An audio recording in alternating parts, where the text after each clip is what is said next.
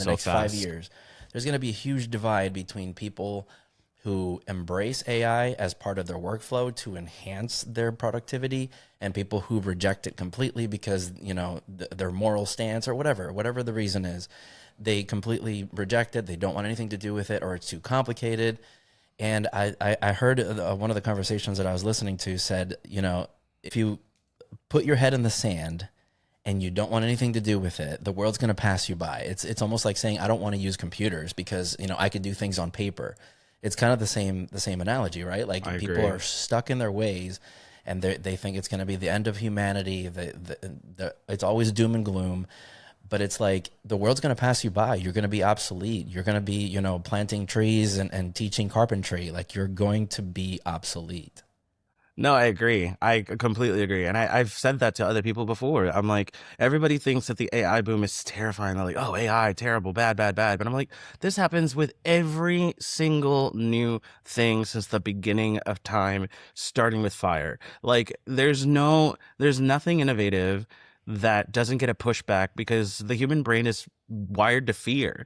Like, we literally experience anxiety on a daily basis when internally that's an animalistic characteristic of our bodies and our brains that we've developed to prevent us from, I don't know, being chased by a lion and not just sitting there and getting eaten.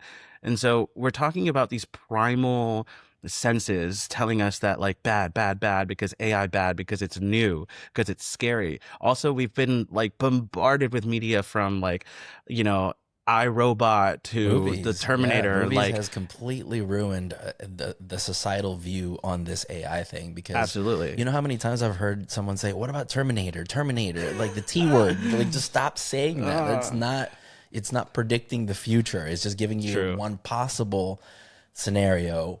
But I still think that we have the ability to stop that. And if you put your head in the sand, then you're completely powerless Yeah. to it. But if you're involved, if you want to make it safer, join, an organization that makes it safer. If you're worried about ethics, do some research, try to make it safer and ethical. And let's try to, we still have time, right? We're not in the Terminator world. It hasn't taken over the world. Like we still have Not time to yet. fix it. Yeah, not yet. I know. Somebody mentioned that to me too. They said the Terminator, and I was like, "What are you kidding me? I would love to live in the Terminator. Let's get a Skynet started now. I will start coding it. You help me. Let's fund it." Like the idea of a Terminator world is amazing. So I don't know what people are talking about, but I do. You know, it's interesting because somebody mentioned the thing you just said.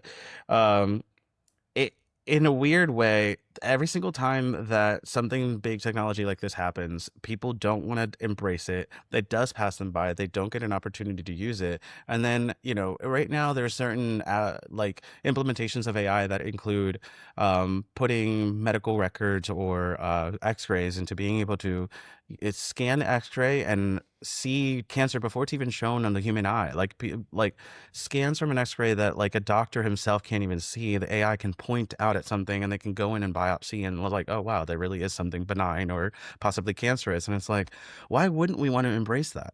I don't get it.